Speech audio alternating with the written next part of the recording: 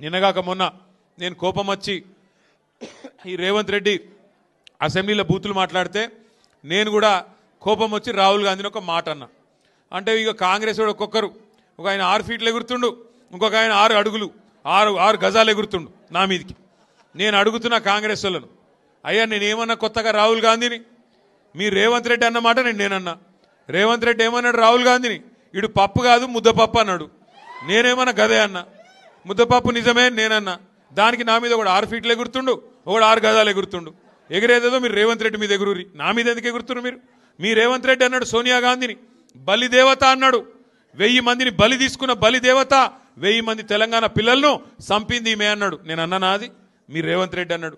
గసొంటోని తీసుకొచ్చి ముఖ్యమంత్రి చేసిన ఏమనాలి మరి? ఏమనాలి నేను?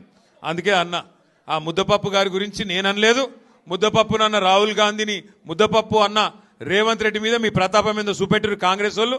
మీకు శాతగాక గసొంటోని తీసుకొచ్చి ముఖ్యమంత్రి చేసుకున్నారు మీరు. ముద్దపప్పు అన్నాడు మీ రాహుల్ గాంధీని, సోనియా గాంధీని బలిదేవత అన్నాడు, ప్రజలకు అడ్డమైన వాగ్దానాలు ఇచ్చిండు. ఇవాళ ఏమంటారు?